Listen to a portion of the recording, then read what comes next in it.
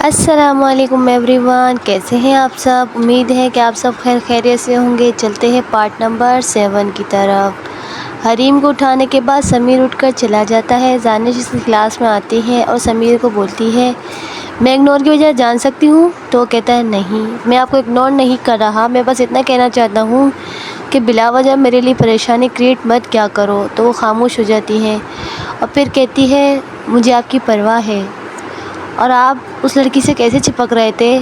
آپ کو کچھ شرم و حیا ہے یا نہیں؟ سمیر دانش پر غصہ تھا کل کی وجہ سے، تو جواب میں کہتا ہے نہیں۔ دانش حیران، میں تو اس کے آگے پیچھے گھومتی ہوں، تو مجھ سے تو کبھی فرینڈلی تو دور ٹھیک سے بات بھی نہیں کی آج تک۔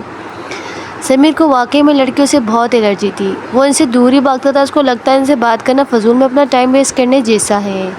دانش دیکھتی ہے کہ سمیر اس کی بات سنے بنا ہی چلا گیا، تو وہ لائبریری میں آ جاتی ہے اور وہیں بیٹھ جاتی ہے کتاب لے کر۔ تھوڑی دیر بعد اس کی دوست عبیدہ آتی ہے۔ عبیدہ بولتی کیا ہوا زری، اداس کیوں ہو؟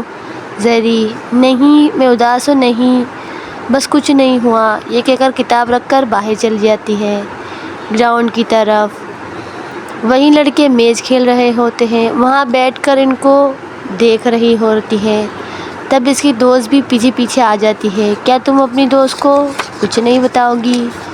تو وہ اس کو بتا ہی رہی ہوتی تو دیکھتی ہے کہ حریم وہاں کھڑی جوس پی رہی ہے، تو وہ اٹھ کر اس کے پاس جاتی ہے۔ زری کا حریم سے کچھ خاص بات چیت نہیں تھی، لیکن لگتا ہے اب زیادہ ہونے والی ہے۔ زری، ابھی تو تھوڑی دیر پہلے آپ خودکشی کی بات کر رہی تھی، اور اب اچانک ایسا کیا ہوا کہ آپ جوس پی رہی ہیں؟ خودکشی کرنے والے کے تو چہرے ہوتے ہیں، لیکن تم کو دیکھ کر تو لگتا ہی نہیں کہ تم تھوڑی دیر پہلے خودکشی کر رہی تھی۔ تو وہ کہتی اچھا، میں خودکشی کروں، مزے کروں، جوس پیوں، آپ کو اس سے کیا؟ پہلے میں خودکشی کر رہی تھی تو بھی آپ کو مسئلہ تھا، اب مزے سے جوس پی رہی ہوں تو بھی آپ کو مسئلہ ہے۔ اس کی دوست پوچھتی اچھا تو یہ بتا دے کہ آپ خودکشی کیوں کر رہی تھی؟ تو وہ کہتی ہے میں ایک لڑکے کو پسند کرتی ہوں جو اس کالج میں بڑے پرنسپل کا بیٹا ہے، مجھے پسند آ گیا تھا تو وہ میری بات نہیں مانا تھا، اس لیے ہے۔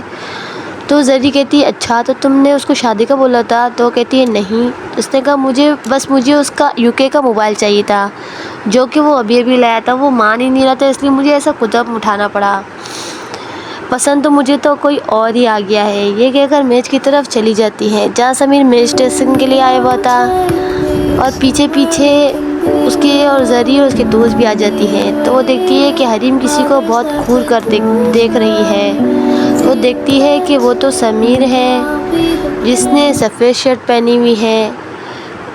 سمیر نے سفید شرٹ پہنی ہوئی تھی جس میں زیادہ دھوپ میں کھیلنے کی وجہ سے اس کی باڈی ہلکی ہلکی نمایاں ہو رہی تھی، اور سمیر اس میں بہت ہی خوبصورت لگ رہا تھا۔ زری بولتی ہے دانش کو کہ کہتی ہے کتنی بیہودہ ہو تم، ذرا شرم نہیں آتی تمہیں؟ ہاں حریم بولتی تمہیں آتی ہے؟ زری، ہاں حریم، تو رکھو اپنے پاس۔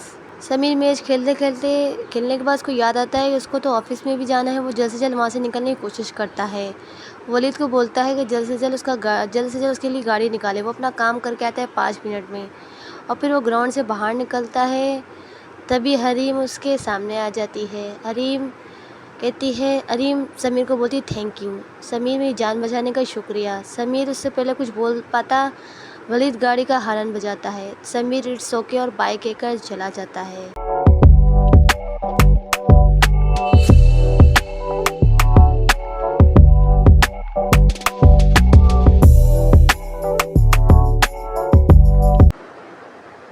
ولید گاڑی ڈرائیو کر رہا ہوتا ہے۔ ولید سمیر کا بیسٹ فرینڈ تھا، اور سمیر یہ دونوں ساتھ میں پلے بڑے بھی تھے اور اسکول کے اچھے دوست بھی تھے، ان کی کافی اچھی بانڈنگ تھی۔ اور ولید ڈرائیو کرتے ہوئے سے پوچھتا ہے آج تم کچھ زیادہ ہی دانش کو اگنور نہیں کر رہے تھے، ویسے تو تمہیں لڑکیوں سے الرجی ہے لیکن آج حریم سے کچھ زیادہ ہی اٹیچ تھے۔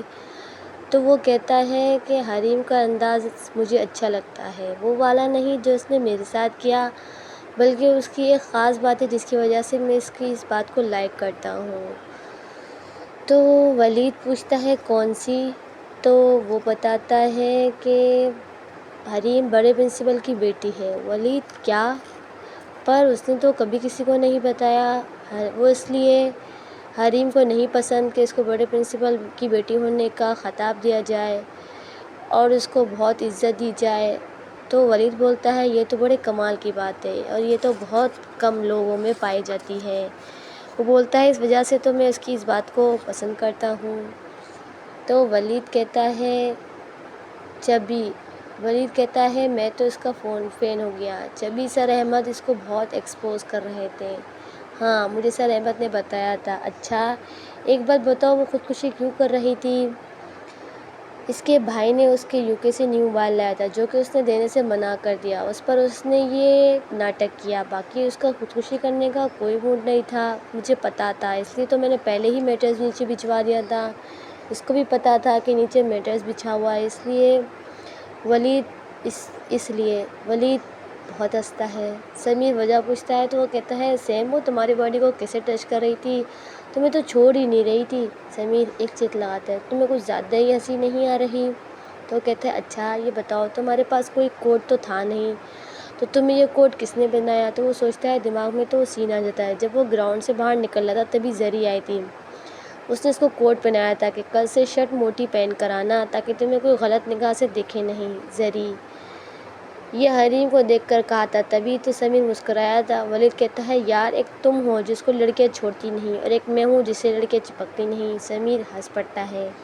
ولید یار میری کسی لڑکی سے سیٹنگ کروا دے۔ سمیر میرے پاس اتنا فضول ٹائم نہیں، حریم کو دیکھ لے۔ ولید کہتا ہے زری کیوں نہیں؟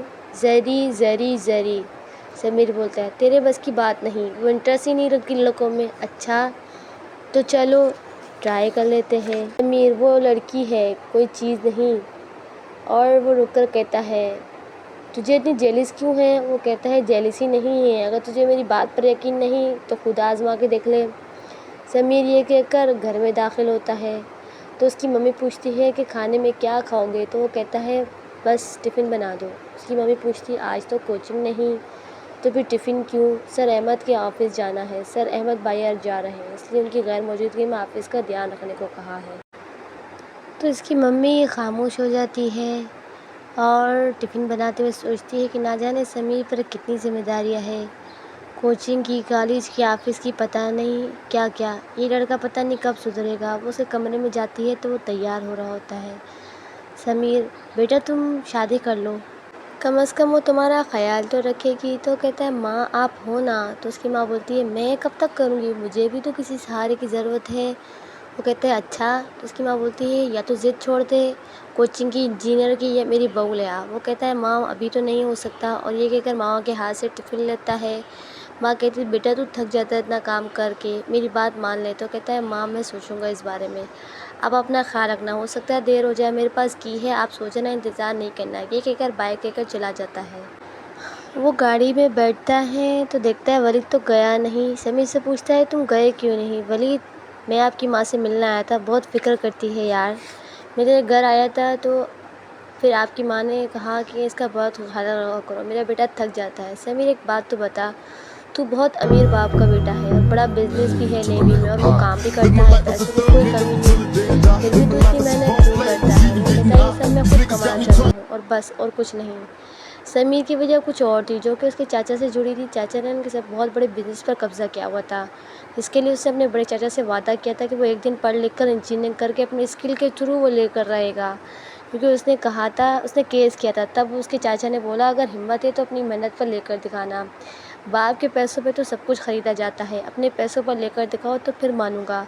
بچپن میں سمیر کا بہت ہی کم دھیان تھا پڑھائی میں، زیادہ تر اسپورٹ پر تھا، لیکن اب دونوں پر ہو گیا۔ سمیر اور ولید بات کرتے کرتے آفس پہنچ جاتے ہیں تو وہ اندر آتے ہیں۔ سمیر کھڑے ہو کر سلام کرتا ہے، گڈ ایوننگ سر، سب اس کو بولتے ہیں، تو وہ کہتا ہے سٹ ڈاؤن، اور یہ کہہ کر چلا جاتا ہے۔ تب وہ دیکھتا ہے کہ CCTV میں کوئی آ رہا ہے آفس میں، اور سارے جمع ہو گئے ہیں آفس لاؤنج میں، سب کھڑے ہیں۔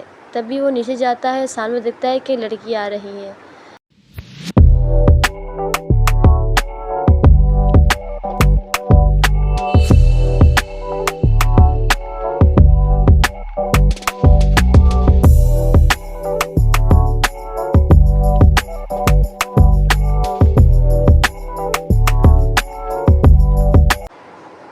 سمیر کہتا ہے، کہ سر احمد کی بیٹی اتنی بڑی ہو گئی ہے؟